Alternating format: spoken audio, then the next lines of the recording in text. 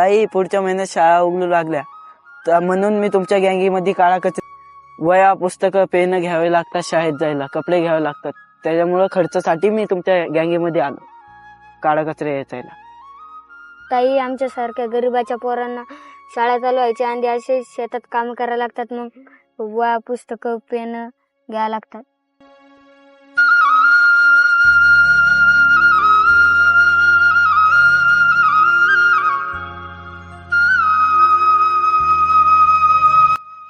ताई, माझे लहान लहान भाऊ आहेत, मी काम करून त्यांना शाळा शिकवतो. खरंच आपल्या गरीबाच्या लेकराला आहे ना, ते शाळा उघडायच्या आधी शेतात काम करून पैसे जमा करणं लागतात.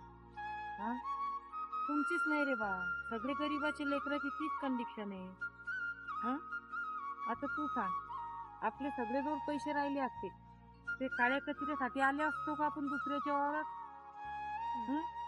आलो असतो का?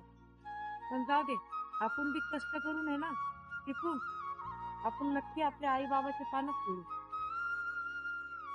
इतकं टेन्शन घ्यायचं नाही, डोक्याला हात लावू नका रे. अरे खुशरंग राहा, शाळा शिका कष्ट करून.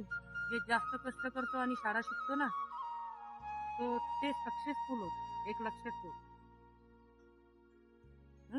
चला, इतकं ताण घेऊ नका, अजून शाळा उघडायला 1 महिना बाकी.